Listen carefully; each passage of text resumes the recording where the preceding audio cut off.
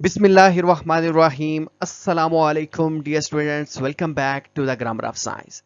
Dear students, आज से हम क्लास 11 फिजिक्स के ऊपर एक न्यू लेक्चर सीरीज को स्टार्ट करने जा रहे हैं जो कि सेशन 2026 और इससे ऑनवर्ड पढ़ाई जाएगी।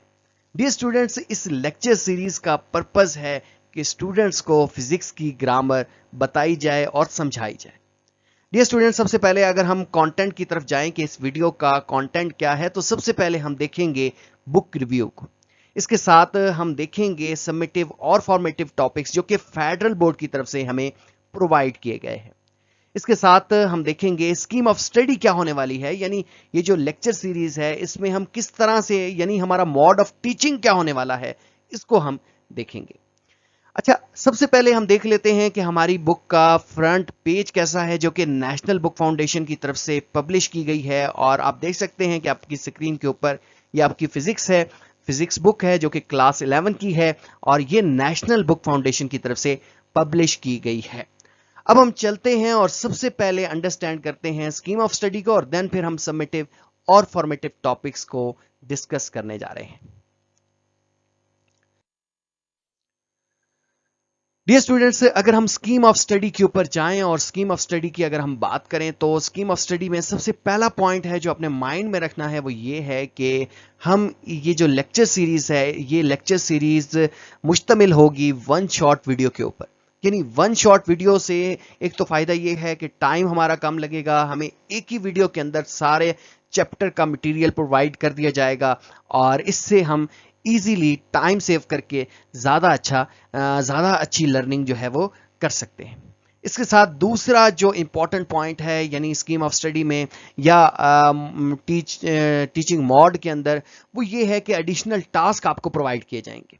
इन एडिशनल टास्क में, यानी वीडियो लेक्चर सीरीज के अंदर हम डिफरेंट क्वेश्चंस करेंगे जिनको आप लोगों ने एड्रेस करना है, आंसर करना है कमेंट सेक्शन के अंदर।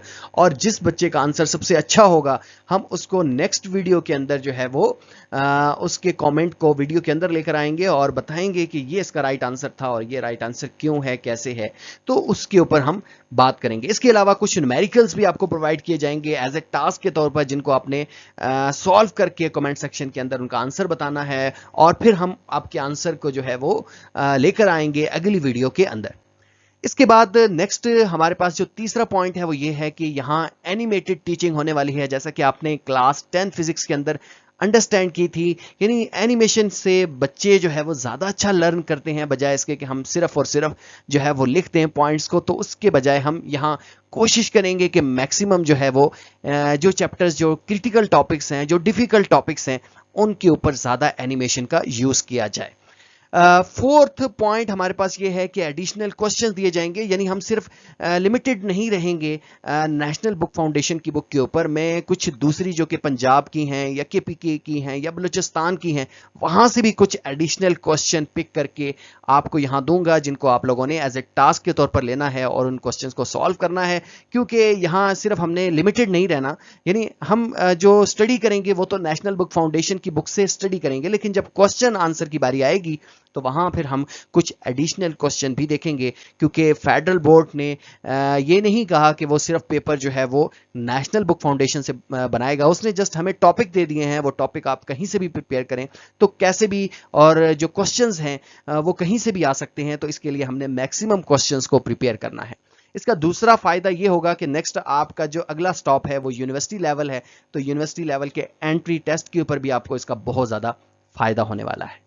अच्छा जी, नेक्स्ट मूव करते हैं और अब हम वन बाय वन जो है वो चैप्टर्स देखते हैं कि कौन कौन से चैप्टर्स हैं और उनमें क्या क्या टॉपिक्स हैं और कौन कौन से टॉपिक्स फॉर्मेटिव हैं और कौन कौन से सबमेटिव हैं। Dear students, here we have unit 1 which is physical quantities and measurements। ये हमारा पहला चैप्टर्स है और इस चैप्टर के अगर हम कि इस चैप्टर में हमने क्या क्या स्टडी करना है, तो इस चैप्टर के अंदर जो समेटिव टॉपिक्स हैं, जो फॉर्मेटिव टॉपिक्स हैं, उनमें जो पहला पॉइंट है हमारे पास, जो पहला आर्टिकल है estimation of physical quantities 1.1 article है, मेंशन है आपकी बुक के अंदर, ये फॉर्मेटिव है। इसके बाद 1.2 है derived unit in the term of base unit, ये सबमिटिव है। फिर इसके बाद 1.3 dimension of the physical quantities है, 1.4 प्रिसीजन एंड एक्यूरेसी है। तो ये सारे टॉपिक्स जो हैं वो सबमिटिव हैं। 1.5 हमारे पास अनसर्टेनिटीज है और ये टॉपिक भी इसका सबमिटिव है। जस्ट एक टॉपिक जो है वो फॉर्मेटिव है और हम कोशिश करेंगे कि जो फॉर्मेटिव टॉपिक्स भी इंपॉर्टेंट हुए उन इंपॉर्टेंट टॉपिक्स को भी हम अपनी लेक्चर सीरीज का हिस्सा बनाएंगे। आल्दो के वो फॉर्मेटिव हैं लेकिन फिर भी हमने, क्योंकि यहाँ अब ऐसे नहीं समझना, हमने यहाँ कॉन्सेप्ट लेना है, तो जो मुझे लगा कि ये इंपॉर्टेंट टॉपिक्स हैं तो फॉर्मेटिव टॉपिक्स को भी हम अपनी वीडियोस के अंदर वन शॉट के अंदर लेकर आएंगे। अच्छा जी, अब हम बात करते हैं कि FBISE की वेटेज की, कि फेडरल बोर्ड ने इसको कितनी वेटेज दी है इस चैप्टर को। तो जस्ट 3% वेटेज दी है। इसका मतलब यह है कि 3% पेपर जो है वो आपके इस यूनिट 1 से बनना है। नेक्स्ट मूव करेंगे। Next we have unit 2 which is very important chapter. जो बच्चे प्री इंजीनियरिंग कर रहे हैं उनके लिए भी ये चैप्टर बड़ा इंपॉर्टेंट होने वाला है, क्योंकि मैथ में एक यूनिट 3 है जो कि वेक्टर्स के ऊपर ही है। तो यहां से जब आप इजीली, जितना इजी आप इसका कॉन्सेप्ट लेंगे तो ये कॉन्सेप्ट आप वहां भी इंप्लीमेंट करके आपकी मैथ भी अच्छी होती चली जाएगी। तो ये यूनिट 2 है वेक्टर्स। और इस डियर स्टूडेंट्स, जो सेकंड यूनिट है वेक्टर्स, इसमें दो ही आर्टिकल्स हैं, 2.1 और 2.2। 2.1 is vector resolution and 2.2 is product of vectors. ये दोनों टॉपिक्स इसके सबमिटिव्स हैं, यानी दोनों टॉपिक्स को आप लोगों ने स्टडी करना है। अच्छा, इसके साथ एक और में इंपॉर्टेंट चीज है कि ये जो आर्टिकल्स हैं 2.1 जैसे वेक्टर रेजोल्यूशन, तो इसके काफी सारे सब आर्टिकल्स भी हैं। तो आपने वो सारे के सारे इसके अंदर जितने भी सब आर्टिकल्स आ रहे हैं वो सारे के सारे भी प्रिपेयर करने हैं। अब अगर हम इसकी वेटेज की बात करें तो इसकी 5% वेटेज है। पहले चैप्टर की निस्बत इसमें से पेपर जो है वो ज्यादा बनना है। नेक्स्ट अगर हम मूव करें, नेक्स्ट हमारे पास यूनिट 3 है विच इज ट्रांसलेटरी मोशन। और इसके टॉपिक्स की तरफ जाएं तो इसमें जो फॉर्मेटिव टॉपिक्स या सबमिटिव टॉपिक्स हैं उनकी लिस्ट हमारे पास है। 3.1 है equation of uniformly accelerated motion. तो ये जो 3 इक्वेशन ऑफ मोशंस हैं ये आपकी फॉर्मेटिव है, इनको आप लोगों ने ड्राइव नहीं करना।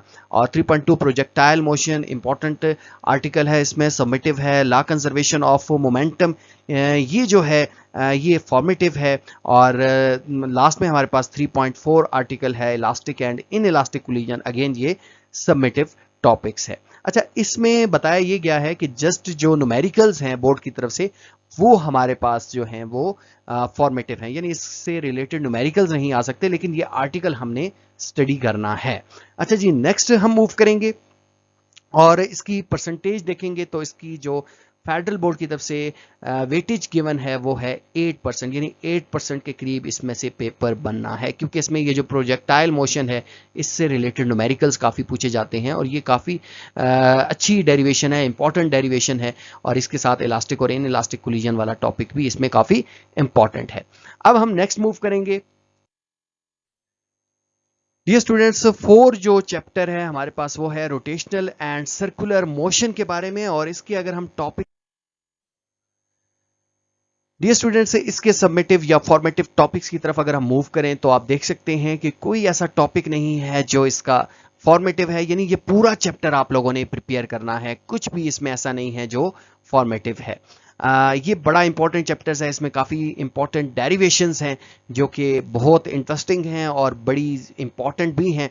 तो ये आप लोगों ने अंडरस्टैंड करना है। अगेन अगर इसकी वेटेज की बात करें तो आप देख सकते हैं अभी तक आप जितना भी देख कर आए हैं सबसे ज़्यादा इस चैप्टर की वेटेज है, यानी हाईली रेटेड चैप्टर है ये। और इसमें से 9% के करीब आपका पेपर बनना है।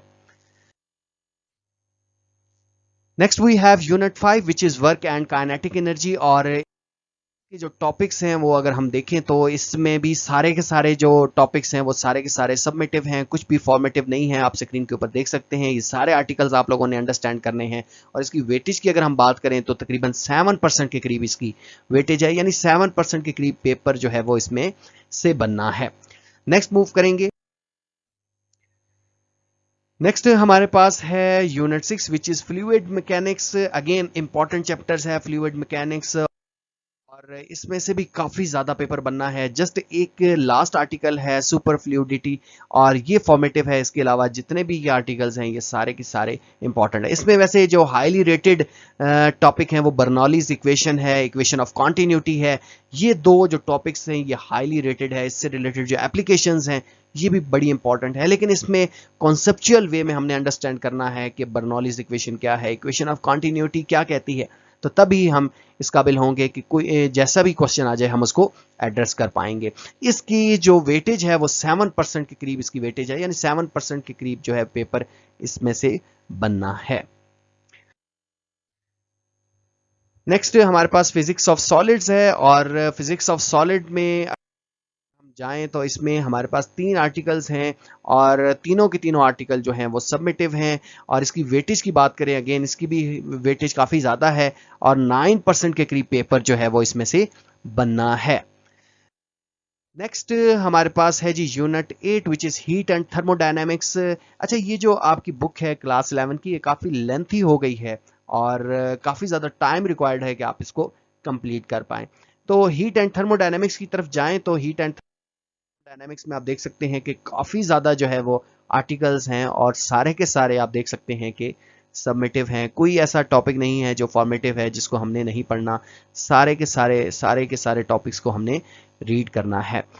इसमें वैसे जो इंपॉर्टेंट हैं ये लॉज हैं। जो सेकंड लॉ है, फर्स्ट लॉ ऑफ थर्मोडायनेमिक्स है, ये इंपॉर्टेंट हैं। गैसेस लॉज हैं, ये भी इंपॉर्टेंट है। कार्नट इंजन ये इंपॉर्टेंट है और लास्ट में जो एंट्रोपी है ये भी काफ़ी इंपॉर्टेंट आर्टिकल है। लेकिन हम उस पे अलग से वीडियो बनाएंगे कि कौन से टॉपिक इंपॉर्टेंट हैं आपके एग्जाम के नज़दीक जिनको हमने प्रिपेयर करना है। लेकिन अभी हमारे पास टाइम काफ़ी ज़्यादा है तो हमें किसी को इंपॉर्टेंट और किसी को अनइम्पॉर्टेंट नहीं समझना। सारों को जो है वो इक्वली जो है वो वेटेज देते हुए सारे टॉपिक्स को गो थ्रू करना है, सारे टॉपिक्स को स्टडी करना है। वेटेज की बात करें तो अगेन यहाँ 9% वेटेज है, यानी 9% के करीब पेपर जो है वो यहाँ से बनेगा। नेक्स्ट यूनिट 9 वेव्स मेरा फेवरेट टॉपिक है, फेवरेट जो है आप कह सकते हैं कि चैप्टर है। और इसमें जो फॉर्मेटिव टॉपिक्स है जस्ट लास्ट वाला है वो कौन सा है जी, वो है जी ग्रेविटेशनल वेव्स। ये जो टॉपिक है, ये जो आर्टिकल है ये इसका फॉर्मेटिव है, बाकी सारे सबमिटिव हैं। इसमें डॉपलर इफेक्ट बड़ा इंटरेस्टिंग है, सुपरपोजिशन का जो प्रिंसिपल है, इंटरफेरेंस है, बीट है, ये काफ़ी इंटरेस्टिंग टॉपिक्स हैं और काफ़ी जो है वो कॉन्सेप्चुअल भी हैं और बहुत मज़ा आएगा आप लोगों को इसको स्टडी करके। नेक्स्ट मूव करेंगे और देखेंगे कि इसकी वेटेज, तो वेटेज इसकी जो है वो 7% है। 7% के करीब जो है पेपर आपका इसमें से बनने जा रहा है। नेक्स्ट हमारे पास यूनिट है यूनिट 10 विच इज़ इलेक्ट्रोस्टैटिक्स। और इलेक्ट्रोस्टैटिक्स की अगर हम बात करें तो स्टैटिक्स में आप देख सकते हैं कि कूलम्स लॉ है, इलेक्ट्रिक फील्ड इंटेंसिटी है और ये कुछ टर्म्स हैं जो आप पहले भी स्टडी कर कर आए हैं। कूलम्स लॉ तो क्लास 10 में नहीं था, लेकिन इलेक्ट्रिक फील्ड इंटेंसिटी क्या है, इलेक्ट्रिक फील्ड लाइंस क्या है, ये आप 2 आर्टिकल्स पहले भी कुछ हाउ नाउ है आप लोगों को इसके बारे में। पोटेंशियल ग्रेडियंट जो है ये एक न्यू है, कूलम्स लॉ आप लोगों के लिए न्यू है। और ये जो फेरो फ्लूइड है ये तो फॉर्मेटिव टॉपिक्स है, इसको हमने स्टडी ही नहीं करना। अच्छा जी, वेटेज की बात करें तो यहाँ 7% वेटेज है, छोटा सा चैप्टर है और बहुत जल्दी हम इंशाल्लाह इसको कवर कर लेंगे। नेक्स्ट हमारे पास यूनिट 11 है इलेक्ट्रिसिटी। और इलेक्ट्रिसिटी के टॉपिक की तरफ जाएं तो काफ़ी ज़्यादा इसमें टॉपिक्स हैं, आर्टिकल्स हैं और इसमें कोई आर्टिकल ऐसा नहीं है जो कि फॉर्मेटिव है। सारे के सारे आर्टिकल्स जो हैं वो सबमिटिव हैं, सारे के सारा आप लोगों ने पढ़ना है। अब देखें, हमने क्लास 10 फिजिक्स के अंदर किरचॉफ लॉ का जिक्र किया था। अब जब यहाँ दोबारा आएगा तो आपको जो है वो इजी होगा कि ये हम पहले भी कुछ इसको सुनकर आए हैं कि ये क्या चीज़ें हैं। और इसमें काफ़ी ज़्यादा ये देखें LDR है, लाइट डिपेंडेंट रेजिस्टर, ऑलरेडी आप क्लास 10th में कुछ ना कुछ इसके बारे में पढ़ कर आए हैं। इलेक्ट्रिक पावर को देख कर आए हैं, वेरिएशन ऑफ रेजिस्टर देख कर आए हैं टेम्परेचर के साथ, इलेक्ट्रोमोटिव फोर्स को देख कर आए हैं, इलेक्ट्रिक पोटेंशियल को देख कर आए हैं, ड्रिफ्ट वेलोसिटी आप लोगों ने नहीं देखी। तो कुछ चीज़ें हैं जो आप ऑलरेडी जिनकी बेस आप लोगों के पास है, जिनको आप लोगों ने समझा हुआ है। तो ये चैप्टर्स इतने ज़्यादा मुश्किल नहीं हैं। इसकी वेटेज की तरफ जाएं तो इसकी वेटेज जो है वो 9% के करीब है। Next we have unit 12 which is electromagnetism. और इलेक्ट्रोमैग्नेटिज्म के अंदर डियर स्टूडेंट्स, अब हम बात करने जा रहे हैं इलेक्ट्रोमैग्नेटिज्म के फॉर्मेटिव और सबमिटिव टॉपिक्स की। तो आप देख सकते हैं कि इसमें काफ़ी ज़्यादा आर्टिकल्स हैं और सारे के सारे जो है वो सबमिटिव है। सारे के सारे टॉपिक्स को आप लोगों ने स्टडी करना है, लेकिन कुछ ऐसे भी टॉपिक्स हैं जिनको ऑलरेडी आप क्लास 10 फिजिक्स के अंदर स्टडी कर आए हैं, जैसा कि ये मैग्नेटिक फील्ड है, करंट कैरिंग मैग्नेटिक फोर्स है on a current carrying conductor, ये भी आप देख कर आए हैं। मैग्नेटिक इंडक्शन भी देख कर आए हैं। Magnetic force acting on the moving charge, ये आप नहीं देख कर आए, ये भी हम देखेंगे। फिर इसी तरह से मोशन ऑफ चार्ज पार्टिकल, ये भी नहीं देख कर आए। वेलोसिटी, ये भी अब फर्स्ट टाइम देखेंगे। मैग्नेटिक फील्ड पैटर्न, ये भी फर्स्ट टाइम देखेंगे। तो इस तरह ये जो नीचे वाले टॉपिक्स हैं ये आप फर्स्ट टाइम देखेंगे, लेकिन ये इतने डिफिकल्ट नहीं हैं, बड़े इजी हैं। अगर आप इसको समझें तो ये कोई इतना डिफिकल्ट नहीं है और बड़े इंटरेस्टिंग टॉपिक्स हैं। नेक्स्ट हमारे पास है फैराडे लॉ, और फैराडे लॉ आप अंडरस्टैंड कर आए हैं। लेंजेस लॉ को आप अंडरस्टैंड कर आए हैं। सेस्मोमीटर जो है ये फर्स्ट टाइम है, हमने इससे पहले इसको नहीं देखा।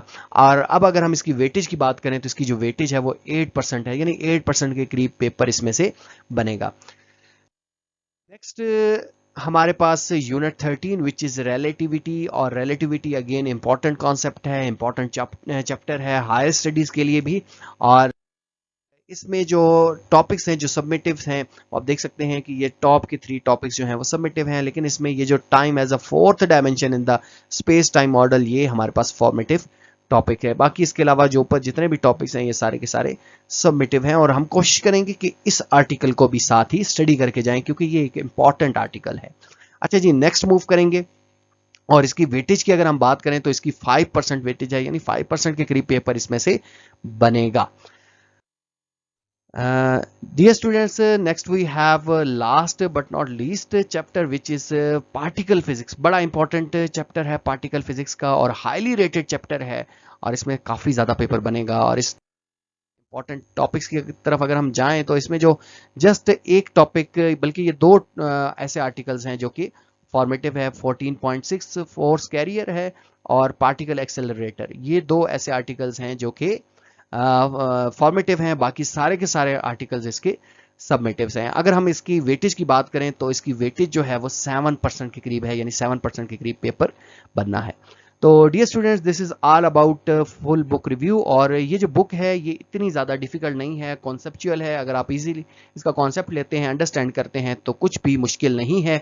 और इंशाल्लाह हम इस न्यू ईयर के अंदर 2026 के अंदर हम इंशाल्लाह इसको कवर करेंगे, और बिल्कुल वैसे ही जैसे कि हमने क्लास 10 फिजिक्स को कवर किया था। तो 1 शॉट वीडियोस होंगी, आप बहुत अच्छे से समझेंगे। जुड़े रहिए हमारे साथ और साइंस की ग्रामर को समझे चले जाइए। तो मिलेंगे इंशाल्लाह न्यू वीडियो के अंदर, और जिसमें हम हमारा जो पहला चैप्टर है फिजिकल क्वांटिटीज और मेजरमेंट्स, उसको 1 शॉट वीडियोस के अंदर कवर करेंगे। अपना बहुत ख्याल रखिएगा, तब तक के लिए अल्लाह हाफिज।